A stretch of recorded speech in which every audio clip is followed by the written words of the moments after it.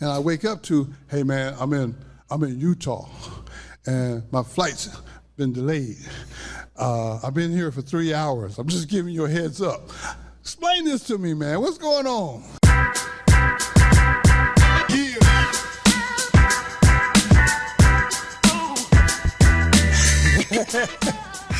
Welcome to the Look Like Somebody podcast. I'm your host, Ricky C. Simmons. I got to say, first of all, before we even get started, I got to say I'm so thankful that my guests could make it. So before we even get into the interview, he got some explaining to do because I don't know if y'all know, but he's like my little brother. So I got the right to say stuff to him that most people can't. And he has to figure out a way to answer me and be respectful at the same time. So let me see.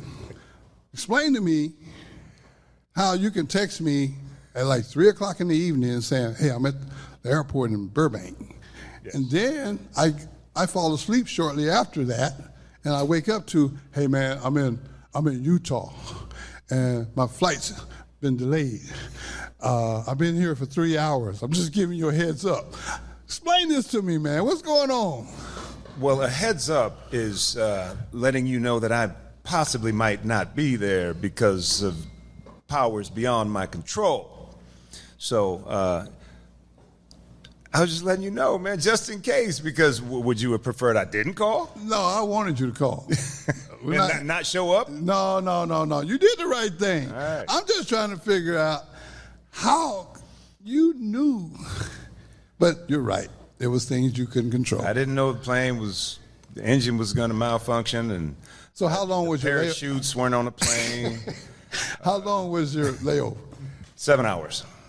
7 hours. They kept pushing it. So when I first texted you, I had already been there 3 hours, and then they said, okay, they kept pushing it, 30 minutes, and then 30 minutes. Next, you know, they're like, okay, we're ready. We're going to be going over to gate A45. Wait, don't. Oh, she got a phone call right there. She goes, okay, just wait right here. And then up on the screen it said, bloop, delayed again. And it said 12:30. So what time did you actually get to Omaha? I got to Omaha 4:30 this morning. Have you had any rest? Oh, no. No, the guy behind me kept, every time he stood up, he would grab my seat instead of just putting his hands on the and doing this, he would grab mine, and every time I would close my eyes and then go, Finally, I just turned around and I said, dude, are you serious? Oh, sorry, bro, my guy. Hey, sorry, my guy. Is that why you're wearing a Superman shirt today? No, I wore this on the plane. This is what I'm still in it. I came, I laid down, I woke up, I had a meeting, and I'm still in it. Okay, well, let me say this before we get started, man. Thank you. I know that you went above and beyond to be here, and that means the world to me. I can't say thank you enough, but I wanted to do it publicly versus private. Of course, man. So thank you. You know I'd do just anything for you. Well, you have been a man of your word. I will give you that because thanks to you, I have a documentary and several other opportunities that are coming down the pipe. And I just want to say thank you in advance for that. But now, there's a couple of people in here that may not know everything that I know, so I want to bag up. Let's go back. Where are you from originally? Earth. Okay, after you got past that, then where? Nebraska. Born and raised in Omaha, Nebraska. I'm an Omaha boy. This is home. I've been all over the world, but there's nothing like Nebraska, man. Well, you know, I was just thinking about that. You were born here, and if I remember correctly, as a youngster, you wanted to do something that your parents wasn't really too pleased with. Can you tell us about that? I wanted to be an assassin. Come on, man. Oh, I'm not joking. No, I am a little bit. Because I ended up being. We won't talk about the military. Okay. Anyway, no, I've always wondered. Thank you very much. Oh. Uh-oh, it's on and popping now. This is going to get real interesting. This is an old-fashioned. Old-fashioned. Made with Basil Hayden. Oh. I hope dark rye, because I like my dark rye. But, no, I always wanted to be an actor since I was a kid. There were 3 things I wanted to be. Number 1 was actor. Thank God I got that. I got my number 1. Number 2 was a fireman. And number 3 was an assassin. Wait a minute, man. Come on. Assassin. Where'd that come from? Now, you never even shared that with me. And Well, I thought I knew just about everything. So, assassin? Well, I don't like mean people. I don't like bad people. I got you. And I just figured that'd be a good way to get rid of bad people. Well, I'm glad you chose actor. Because I can play an assassin. There you go. Yeah? There you go. You already got the mindset, so. Without killing people. But as a kid, though, I remember you told me a story about a play that you did that really kind of got your juices going, I would say. Yes, Jesus of Nazareth. I was Jesus. It was a kid. Hey, Todd. We're kids. I was 8 years old, and we did this play, and special effects were not as good back then. And my mustache and my beard kept falling off, but it wouldn't fall off right here, and it just kept falling. I kept trying to push it back on, and the director says, "Randy, just say the words. Say the words. We'll take care of that when you get off." So I just kept going, and then they had to do Lazarus and stuff. So I go back, and they put it back on, and I'm in the back, and I'm just waiting to get back out there, do my thing, and I raised Lazarus from the dead, and the whole shebang bang. And at the end, they do curtain call. And, the cast comes out, and a bunch of little munchkins, all of us, and everyone's clapping, and, and then I walk out, and they all just kind of part, like the Red Sea, kind of, and everyone just blows up. And I'm just standing there going, one, why didn't they get that too? Right. Because we were all a part of this, but I got the and I went, what in the world? Well, whatever that is that I did to make them do that, I wanted to make people do that for the rest of my life. As I got older, I realized what it was, that no matter what I did, whether it was stand-up comedy, whether it was on stage or on TV, people believed what I was saying and doing. When I realized I could make people believe something, I said, if I can choose the right projects in my career, I can change the world. Because if I can make people believe, I can make people believe anything we do, and I can write the right projects, and I can shoot the right projects, and that's a big part of why I've turned down so much in Hollywood, because they want you to do what they want you to do. Right, and that's what I was going to get to next, because I know that you have had a lot of success, and that part I'm very, very impressed with. But I mean, and correct me if I'm wrong here, but man, you put in like 30 years in Hollywood. 31. 31 actually in L.A., even though we fly other places and work. But before that, I was in Chicago for the first 2 years, which is where I got my SAG card, Screen Actors Guild card, doing a regional commercial and a McDonald's commercial. That's where I got because I was also doing stand-up comedy there. But so technically 33 years as a professional in this business. It's hard to stay in anything that long, especially acting, because you see actors have one or two nice roles, and then they kind of disappear. Sometimes they reappear, but to be consistent for 30 plus years, that's kind of rare. And the one thing that I think I admire the most is you guys, like you said, they have a lot of things going on in Hollywood that I personally don't understand, but just from knowing you, I've learned a lot. I guess I'm curious to know why you just said, you know what, forget Hollywood. I mean, for staying there, and because you could have I'm sure I know some roles you turned down that could have had you financially secure, but you turned them down. Why'd you do that? You heard of Weinstein and Diddy? Everybody's heard of those people, right? Look at all the mess they're in and everyone who's attached to them. I got you. So if I were to sidestep my morals and values, if I were to tuck my Christian upbringing under the covers for a little while just so I could get a little bit, yeah, it always comes back to bite you. It always comes back. Look at everybody. I know every single one of them who was in trouble right now. Yeah, I know them. Well, speaking of, and I just want to say this before I forget. You lost a very close friend to a drowning. Is that correct? Why you do that, man? I gotta say it, man, because it's everywhere, all over the news right now. You and this guy was pretty good friends. Am I right or wrong? Yep. Yeah, good dude.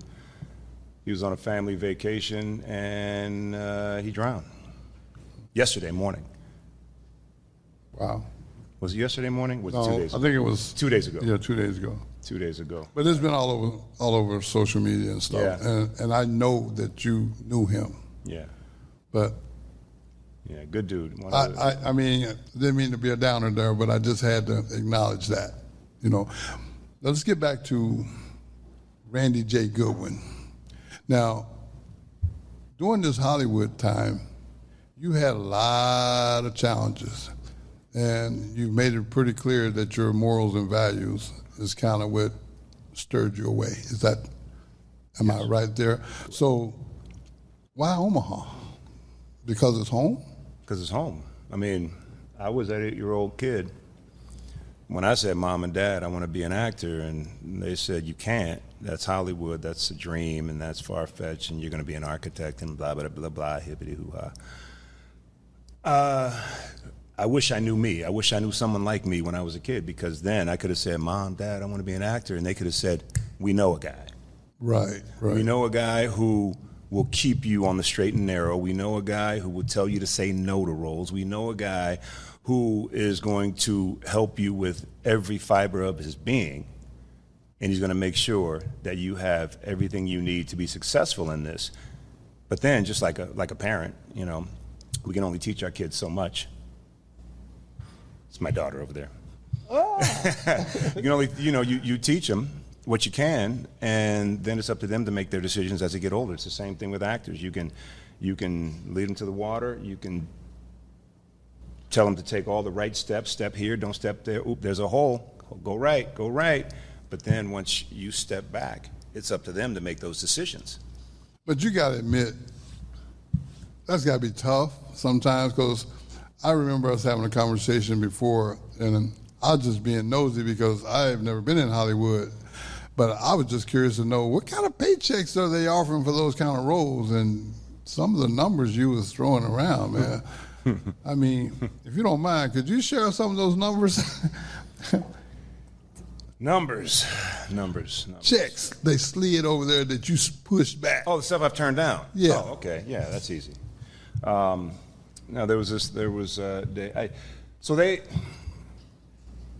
Hollywood has their agendas. When you say you're not going to do something, they are now hell-bent on making sure they can get you to a point where you do it.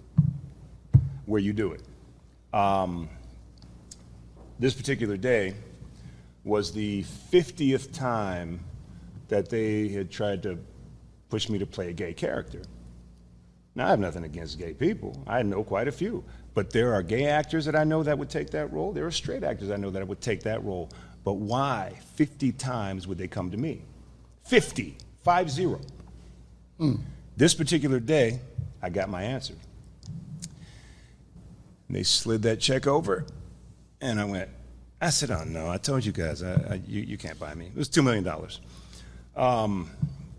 This is when I was broke. This particular time was when I was broke. I could have taken that money and been good. But I can always make money. I've always made money. I've had it, I've lost it, I've had it, I've lost it, because this is Hollywood. We're up, we're down, we're up, we're down. But I'll always make money. So it was never about the fame or the fortune for me. And I guess that, in most people's eyes, is kind of weird because it's Hollywood. But they slid that check, and I said no. And the guy goes, Randy, the character's not feminine. You don't kiss another guy. You're not in bed with another guy. I said, does he say he's gay? They said, yes. I said, no. And he goes, why not? And I said, first of all, check your tone. I'm a grown man. I said, if we want to go there, we can step outside and have this conversation. I said, but here's the thing. If you can give me a good reason why I should take this role, I'll do it. Not I might. I said, I'll do it. But I know they couldn't give me a good reason other than they wanted a masculine dude to put on the dress, which is what Kevin Hart and many of them have done. And then their careers went shoo, because they're controlled now. It may seem like a small thing to many people for a dude to put on a dress and do something funny. Haha, it's so funny. I've been funny without a dress, and I'll continue to do it this way. I am not gonna bend to what Hollywood. I know this game, and it's a pretty sick game. That's why so many people are in trouble right now. And I chose to come back to Omaha because it is the place where I came from, and we have so many successful Nebraskans in front of and behind the camera in Hollywood that it's ridiculous. But none of them ever come back to help. Zero. Something to think about. That's not bragging either. No, that's actually said with a bit of anger. Well, facts is facts. Yeah. So you came back and you started. I gotta say this correctly because he gets very upset when you don't say it correctly. Fallen Giant Films. Booyah. Do not put an S on the end Giants. of Don't say Fallen Giants, because a lot of people say, hey, you're Fallen Giants, aren't you? I go, how many Giants? And they go, Fallen Giant. I go, yeah, the S is on the end. See, I was very careful. I knew that. So I knew not to do that. Yeah, that's my company. I'm proud of it. But when you started this company, did it just fall in place? Everything fell in place for you? All the Giants fell in place, Ricky. No, not even close. I didn't think so, but I was going to go with it if you say that. Not even close. I started Fallen Giant Pictures when I was in L.A. Many years ago, and pretty much utilized it as an actor more than anything, and only produced a couple things under it. But when I decided to come back home, I started Fallen Giant Films, and put a full mission statement on it, and I picked up Todd Bragg over here, and Corey O'Shaughnessy, who we all went to school together. We've known each other for over close to 45 years now. So they know Shay too? Oh yeah, they know. They know Shay. They know Shay. We really started honing the vision of what this thing was really going to be. And once we got that mission statement out, man, we just put our heads down, and then we just start grabbing other people, and we got Pam Perry over here, and we got a couple of knuckleheads. There's Alec with his porn stash. He's always growing this weird mustache. What is that about? He wants to be Magnum P.I. Jr. or something. You got Michael over here. And Michael used to be our lead bartender at 88 Tactical. And I think that's where I met that young man. Yeah, years ago. And 5 years ago, I told Shay, I said, hey, when I get Fallen Giant up and running, when I move back here, I go, I'm stealing Michael. So Michael's like an encyclopedia for movies and TV and movie score and everything. He studies this stuff. Yeah, he's weird like that. But to be in this business, you got to be. I'm like that. There's certain things that people will look at me and go, You're serious about that? And I go, yeah, man, I'm literally paying attention to the violins in this song right now. Just so shh, I need to hear the violins. And I do that too. Well, I have to say this, and this is kind of on a little different note. I was was in the process of making a documentary about my life. And I was with this company that had been working on it for like, probably 3 years. Mm-hmm. And I don't know how to make movies. I don't know how to edit. I don't know how to do none of that. I just had a story. And I wanted to have something that would outlive me. And after 3 years of not being able to complete this, I was pretty much at my end with I don't want to say what I was thinking, but it wasn't good. And I have to say this because it's so important, but a friend of ours, a mutual friend. A giant, but he'll call himself tiny. But he's a big boy. Yeah, Brett Wedden, man, he said, Ricky, how's the documentary coming? And I didn't want to lie to him, but I'm a positive guy. I like to be happy. I mean, that's not an act. I love being jovial and happy. But when he asked me that, I was like, man, I don't think this is going to happen. And he's like, why is that? I was like, because we can't get it to the finish line. I mean, all this footage is shot. We've been to Texas several times. We did all the stuff we're supposed to do. And he goes, well, I got a buddy that I think he can help you. I had no clue who Brett was talking about. And he said, well, Ricky, I think he's in Miami right now filming. And I'm like, who are you talking about? And it was Randy. So when you finally got back to town, we met. Yeah. And you finished my documentary in less than, it wasn't even 6 months. It was 38 minutes. I took 3 years of their stuff and finished it in 30. No, I'm kidding. But no, it was really quick. And again, I'm going to say it publicly, thank you. Because without that, it would have never gotten done because I was going to walk away from the whole project. So again, thank you. I'm saying that so y'all understand something. There are certain people in this world that come into your life unexpected. And I'm no pastor, but I'm a spiritual man, and I believe in God. And I really believe that God knew where I was at, and he sent a person by the name of Randy J. Goodwin at the right time. Because I don't know if you guys ever get to see the documentary, you'll understand a little bit more. But I haven't always been who I am right now. And I'm not proud of all this stuff, but I'm not ashamed of it because I've turned it basically into a business. Mm-hmm. But I just think that people need to see living examples. And I just wanted to, like I said, I had to get that in because I wanted to say thank you. Oh, you was talking about me? Yeah. I'm talking about you. I was like, yeah, it's a good documentary.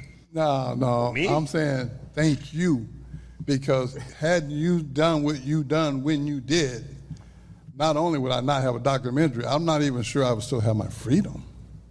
No, you was going to jail that day. Yeah. Oh, it was bad. Yeah, it was bad.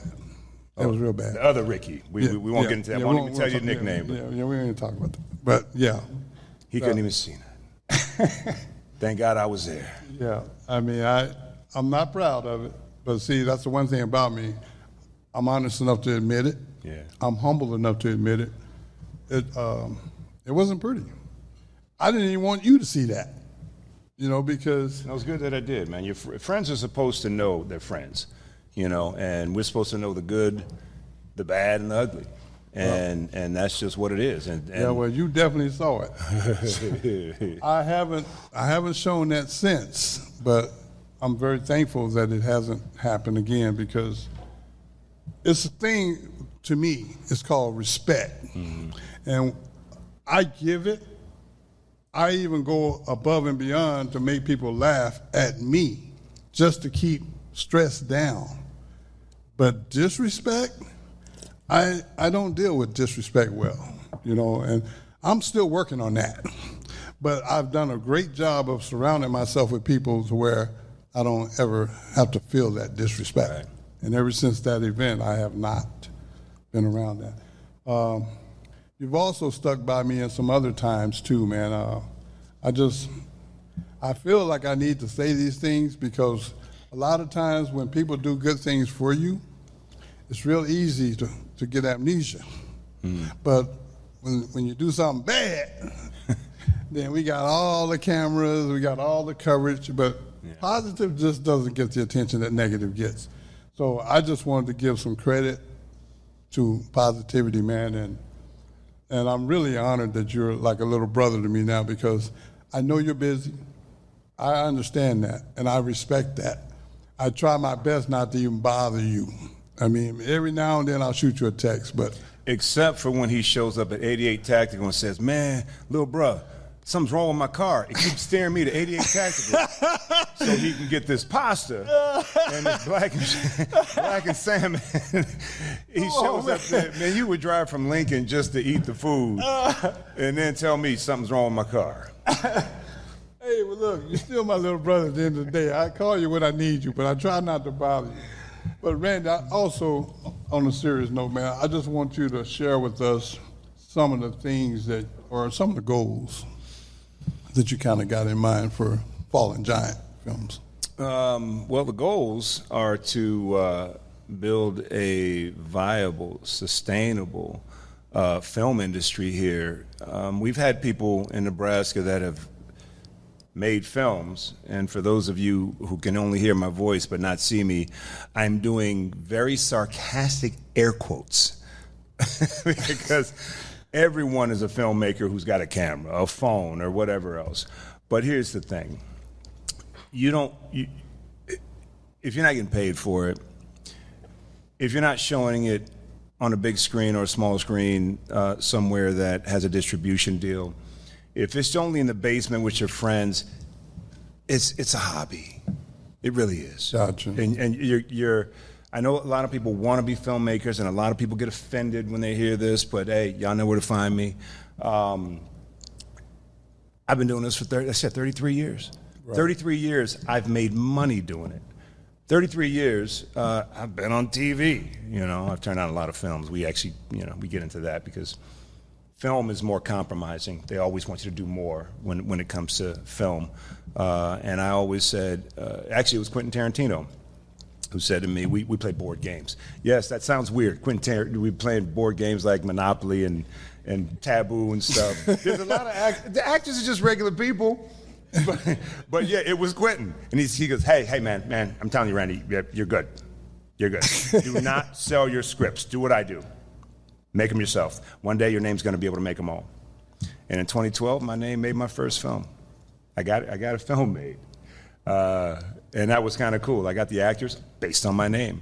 It got picked up by Sony based on my name. And I was like, man, I guess I am doing something in Hollywood a little bit, I just kind of think I'm doing what I do, but the clout that people say that I have versus what I think I have is, I'm just Randy from Omaha, Right. And most times I don't even think about what I do for a living when I'm not actually doing it. When I'm not on set and I'm with my friends or I'm at the coffee shop and I'm on my computer, I don't realize that they're looking at this dude from TV. And Right. in Beverly Hills, this is a story sums it up right here. I'm in Beverly Hills and I'm just sitting at this little spot and I'm having lunch by myself, and I felt this guy kept staring at me. When a guy in Hollywood staring at you, you're thinking one thing.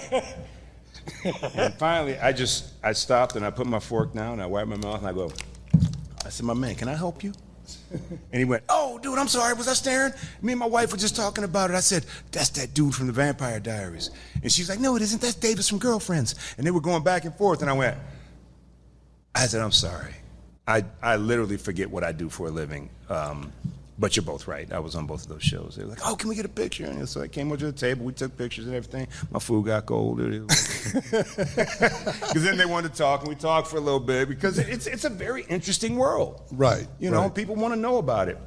But what people don't realize is you may be watching me in your living room for the last 20 years. So you think you know me. And actually, they kind of do. They know you. They know your characters. But I've never seen you before. Right. So I have to treat them like I know them. Because without fans, one, I don't have a job. True. You know, they're the ones who make sure that our movies get the ratings. They're the ones that do all the posts on their social media and stuff and saying, hey, man, this guy was so awesome when we met at this restaurant, or, hey, this guy was a piece of crap, you know. Well, one thing I will say is you are a very humble person, and the reason why I say that is because I have seen you at 88 Tactical getting involved with some of the members. And I know for a fact you don't know them, but they know you. And you've never once, in my vision, I've never seen you be disrespectful. See, I watch you a lot harder than you think I do. I've seen you out there on that deck having y'all cigars with people that, I'm not trying to be funny when I say this, but they're not on your level, but you make them feel like they're on your level. And that's a special talent. I do that for Corey.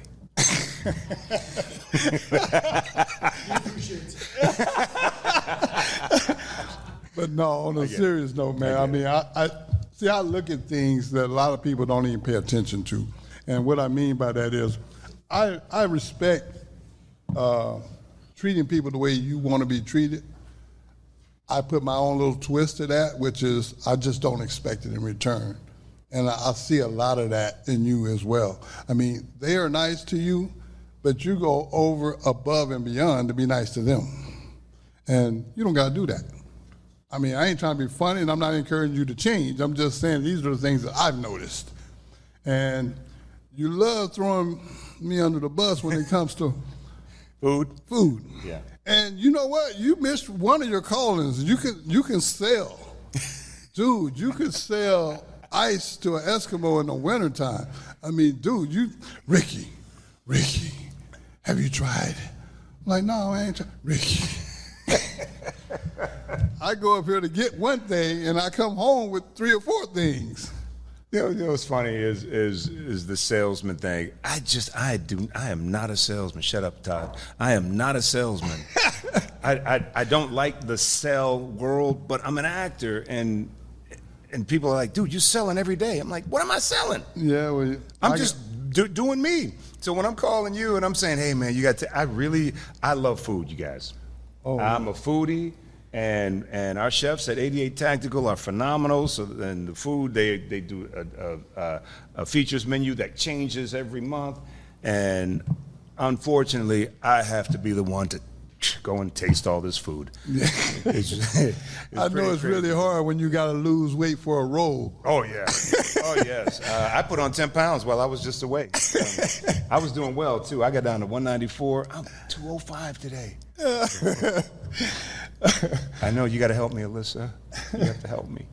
But no, Randy, again, man, you help a lot of people, and and that's not easy to do because people are demanding, to say the least, and you manage that. And I know it's not easy because I do the same thing. I understand that. And the one thing I will say though is I love the way you just go about your business. You stay professional with a hint of humor, but serious. Because I done seen other sides of you too. You can't put that all on me. I done seen some sides of you that other people haven't seen. So we're not going to go there either. No, we're not. Yeah, no, we're not. No, we're not. But I know it exists. So for you to recognize it in me, it's because you recognize it, period. Yeah, yes. Okay, so true. I just want to make sure we get that part out there too. I will also say this to you, man. Thank you. The good thing about it is still remain professional when you need to remain professional. And that's a very, very challenging thing to do. So I'm just proud of you, man. I don't know how else to say that. I know you've been through a lot. I know you've turned down stuff that would have been hard for any human to turn down, but you still maintain who you are. That's hard to do, Randy. I know you ain't finna co-sign that. I know it. But it's not. Yeah, but It's really not. You know what? It's not hard to turn down money when money is not your objective. okay, that makes sense. It's not hard to turn down fame when fame's not your objective. I'm not an idiot. I do know it's a part of what I do. So when you're successful at it, it's there. But that was never my goal. Right. That was never my goal. My goal is what I'm doing right now. My goal was to always bring it back home for every other 8-year-old in Nebraska, and 12-year-old, and 15-year-old, and 30-year-old, and 50-year-old, whoever wants to be in this business. Right. That's why I came back, because it's a great business, you know, and it's something that, realistically, it doesn't even, to learn acting and to learn filmmaking doesn't mean you need to be in the film industry. It is something that builds your confidence. It's something that can have you looking somebody in the eye and having a conversation when you're doing something else. It's something that makes people look at you and go, man, this is a confident cat right here. Right. You know, it's not just about being on TV, but the people who want to be on TV, it's usually because they want to be famous. They want to be, here's the difference. Do you want to be an actor or do you want to be a celebrity? Right. Do you want to be a cinematographer or do you want to be somebody who is getting all the accolades? Because I know you guys have all seen Avatar, right? Avatar, the cinematographer for Avatar is someone I know who lives right here in Omaha, Mauro Fiora. He won the Oscar for Avatar. He shot Schindler's List. He shot Training Day. He shot the Equalizer movies. I mean, he is a phenomenal cinematographer or director of photography. Depends on what you want to call it. But he doesn't care if you know who he is. He doesn't care. He's behind the camera. But the people like us who you see our faces, the majority of them want you to see their face. The majority of them want you to go, hey, Ricky, man, I loved you in. Now, I'm not going to say I dislike when someone recognizes my work. That is okay with me. But recognizing Randy is a little weird for me. Yeah. Does that make sense? Yeah, it makes a lot of sense. Just like that young lady right there, Theola. She calls you Davis. Yeah, she did, twice. So And she slapped me on the butt. when people call you by your characters' names, does that catch you off guard sometimes? Yeah, because I don't know who they're talking to. You can say, Randy, and I'm like, hey, what's up, Ricky? And somebody's going, Davis! Nathan! Mark, and I'm going, who are they yelling at, man? It's just me and you standing here. And usually when my friends will go, dude, you played that character on The Rookie. I'm like, oh, hey. I got to remember. Oh, I'm sorry, hey. I wasn't ignoring you because that little thing right there will have somebody get on social media and go, oh, I was calling his name and he didn't even respond. What a jerk. Bloop, send. Yeah. Yep. Now you But all I was doing was not responding to a name that's not me. I don't remember every character's name. I remember all my lines for the most part from everything I've ever done. That's amazing. First lines. I can remember all that, but I don't remember half of my names. I mean, I'm not saying my character's name all the time. Hi, Ricky. I'm Nathan. Nathan Garrett. Randy, I want you to tell us about, we got some stuff coming up. A fundraiser, actually. Mm-hmm. I'd like for you to explain, because somebody's going to ask me about it, and I can't explain it as well as you do. And Ricky's going to say, Talk to Randy. yeah. Go on, Randy. Send him a message. That's what I do. That's what I do with my manager, too. I'm like, call Gina. Or call my agents, or call the lawyer, or call somebody. Just call anybody but me. I don't want to explain.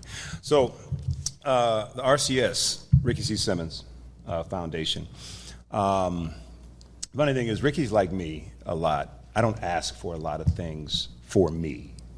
He's also like that. He won't ask for himself. I will pub all my friends and their businesses I will ask for money. I will ask for donations. I will ask for people to show up. I will call my celebrity friends out there and be like, look, I need you in Tucson for this golf tournament. All right? And, you know, they jump on it. But I'm just not a, hey, Val, we're doing this movie, man. I know you're worth $1 billion. Can you help me fund it? I won't even ask my billionaire friends for money. That's just not me. It's hard to do. Ricky won't do that either. So I told Ricky we're gonna do a fundraiser for his foundation, the RCS Foundation, Ricky C. Simmons, because what he does is with what he's experienced in life, he's taking this thing and helping other people, but he won't ask people to help him. He'll just go do it, and he'll go do it for free. Sometimes they may pay for his plane ticket or whatever else, but no, this is a nonprofit. So I was like, we're gonna do a fundraiser in our building in the Blackstone on August 23rd. So we already reserved the room.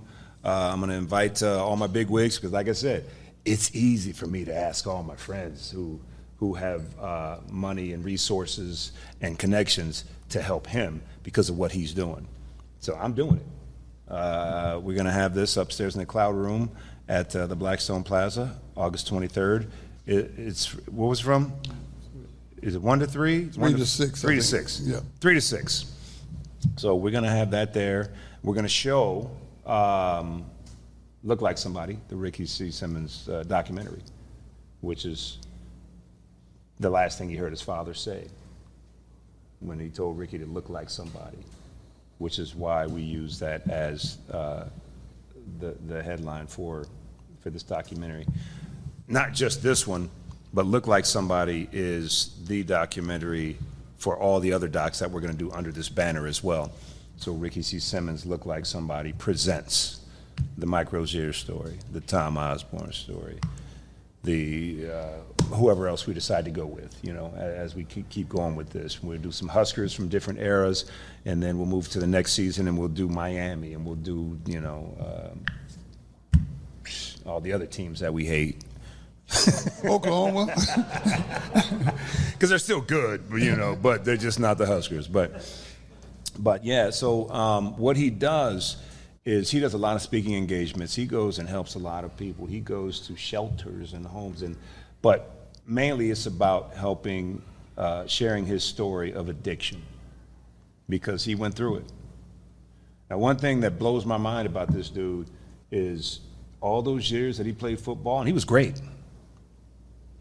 If you saw him play, if you go back and look at highlights, you'll be like, man, that dude was fast. He had breakaway speed, incredible.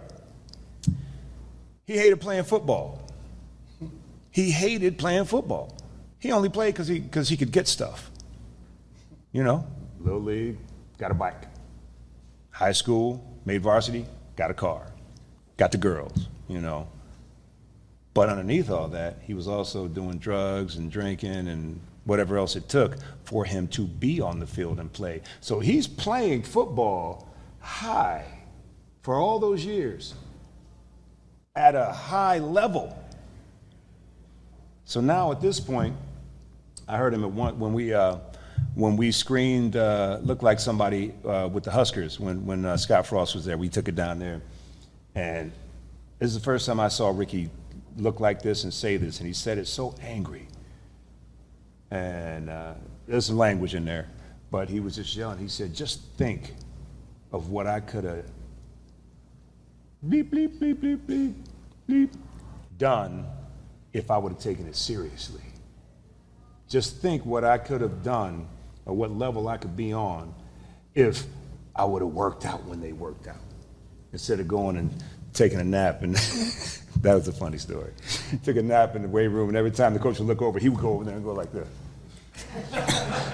And then coach would walk away, and he would like, he just lay back down on the floor.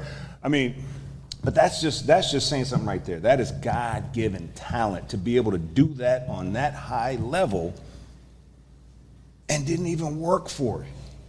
The fastest wingback in the history of Nebraska football, and he ran that high.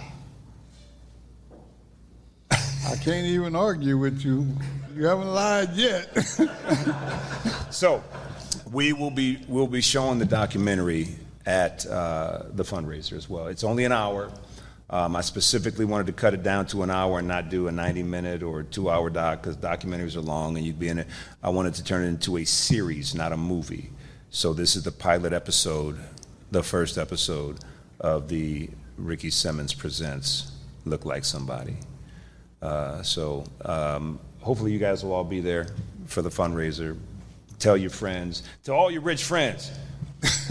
You, Tom Selleck, tell your friends. It's your mustache. Get them all there because it's going to be really cool. I'm gonna fly in Rozier and the boys, you know, so that 83 team is here because that's one of the greatest teams in the history of football, not just Nebraska, football. And if I know what was coming. Go ahead. And if somebody wouldn't have dropped that ball. I knew he was gonna say that. It wasn't me though, so don't blame. It was not me. Look, Irv.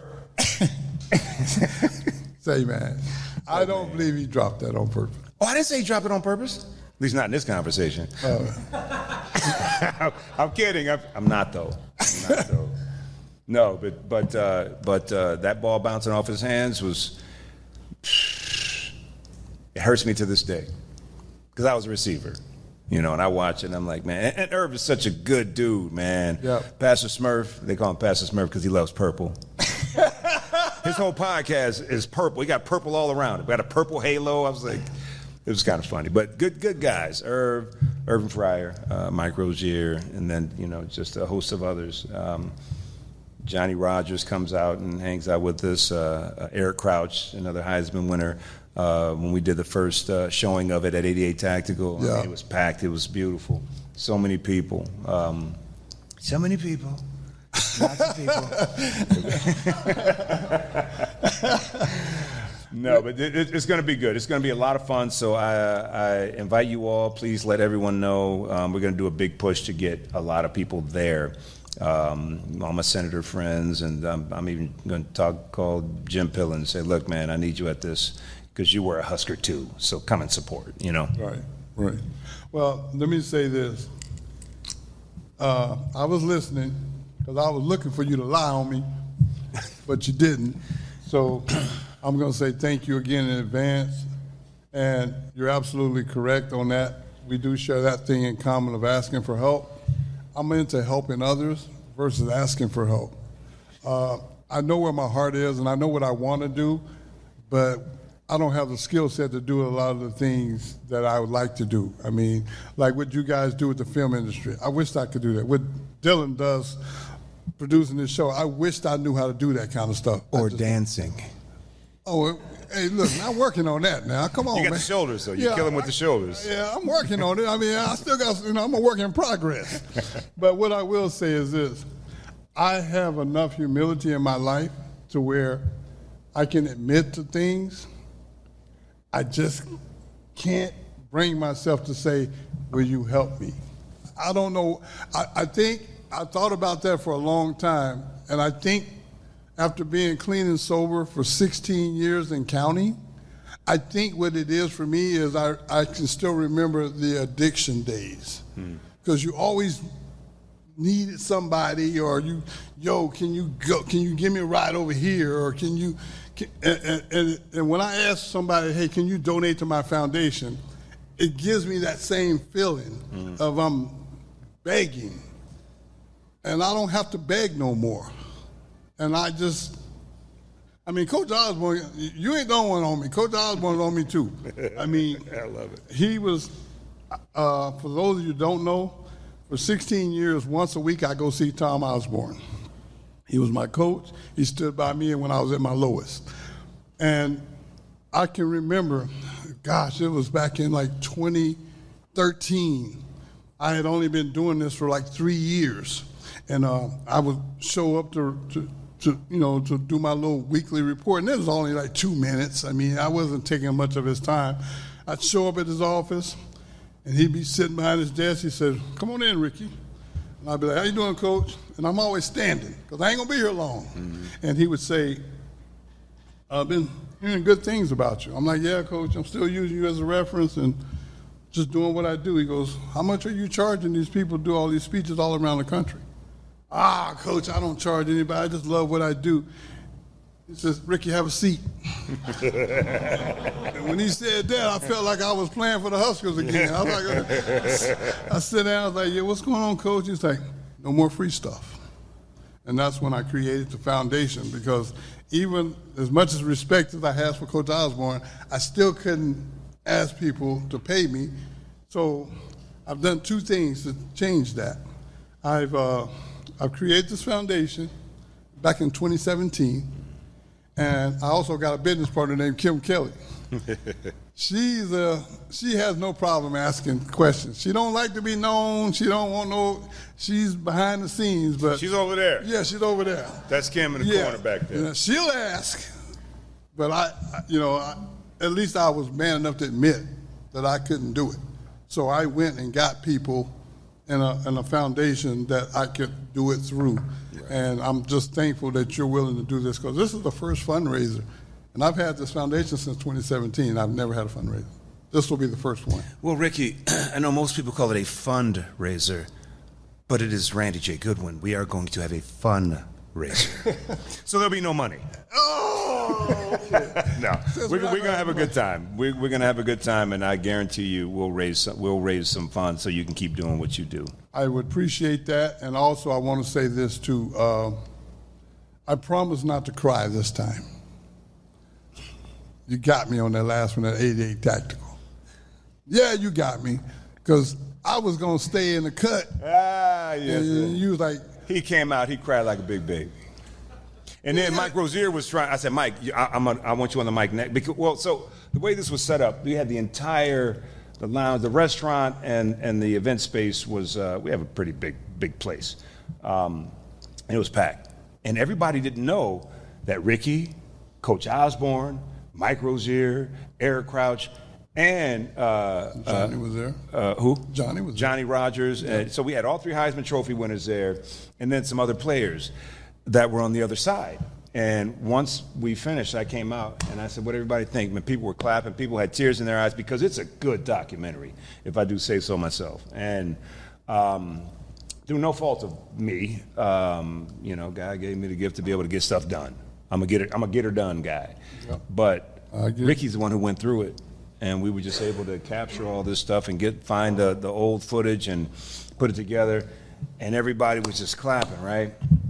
And I mean, people, wet eyes. And then I said, Ricky, I said, it wouldn't be possible without this man. He stepped around the wall, and they blew up, and everybody stood up, started giving. He said, I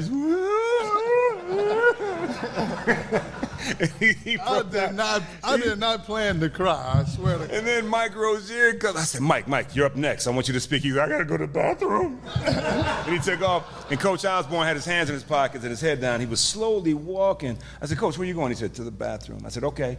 And then after he talked and Crouch came up, and I said, where's Coach? I went up front. I said, where's Coach? They said, oh, man, he left. He got on the elevator and took off, right? I was like, are you serious? So basically what I'm saying is, it's so good that these grown men came to tears and couldn't even speak about it until later. Now, we all talked about it later. Even Mike was like, that's a good documentary, bro. I mean, I can't take credit for that. The footage is all you. It was your life. Yeah. You went through it.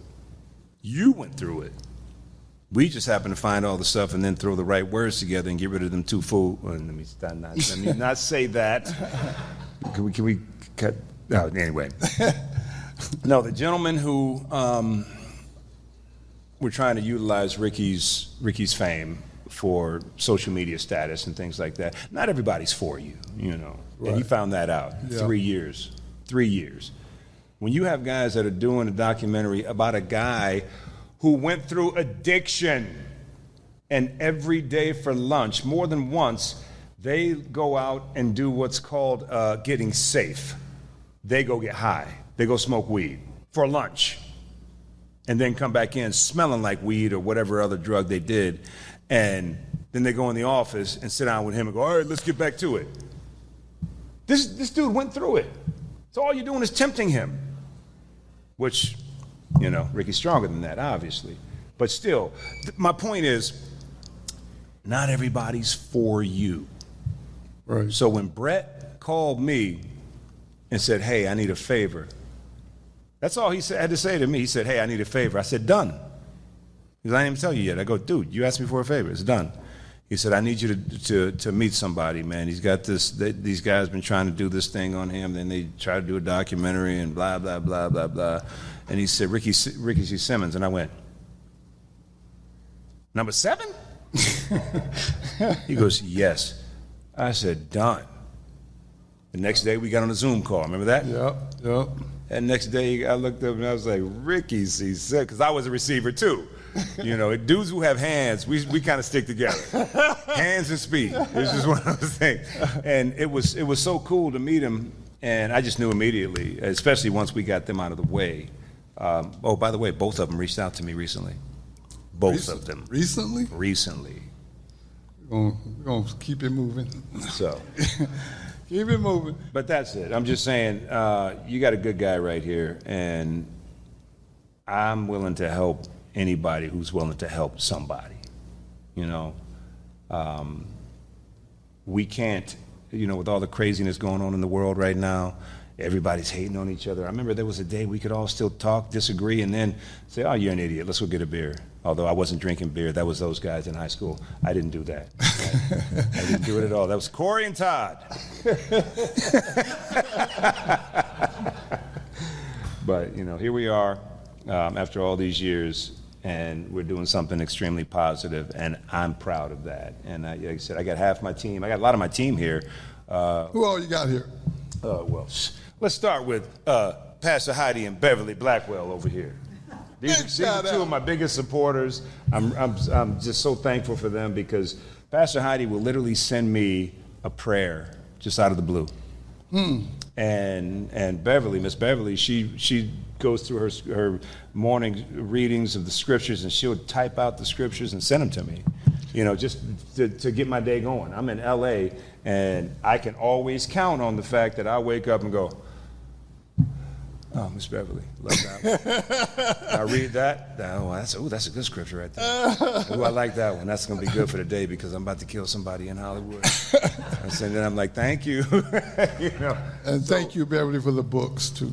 Yes, they, like I said, them, and then, of course, these people over here.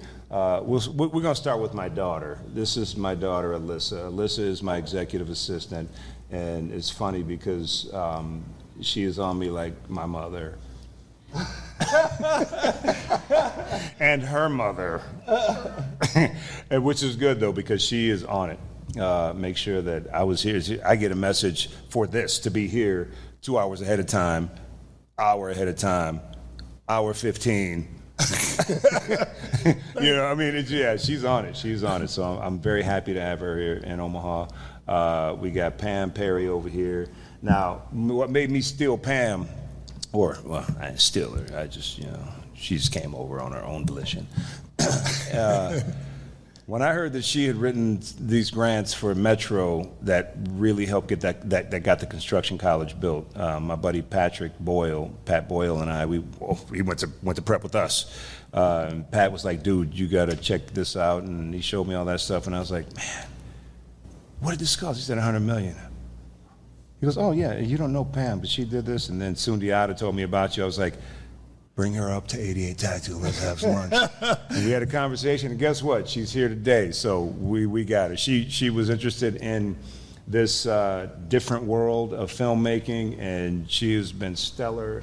I love you to death. I really do. I appreciate you being with us.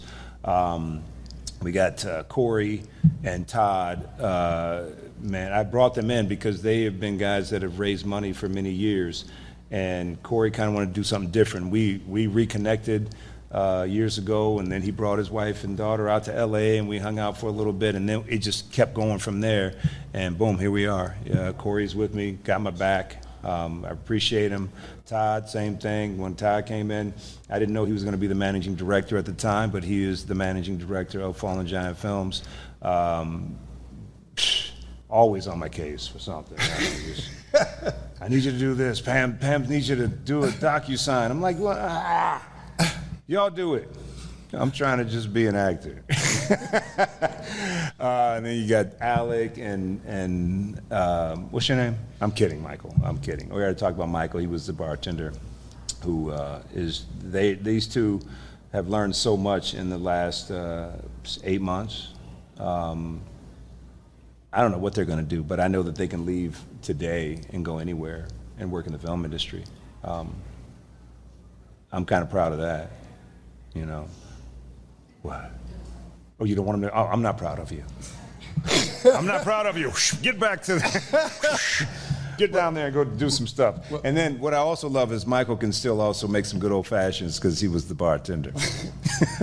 Hey, well, listen, I got to say thank y'all all for coming. And my teammate, both of them over here, Ken, Mark, man, those guys was a big part of what we did as Huskers. So I'm very proud of that. Awesome. I want to thank everybody, man, for taking time out of their busy day, because I wrap my shows the same way every week, you know, and this every day that you're blessed to see, you got to look like somebody. And you do that for yourself. Thank y'all. I'll take care.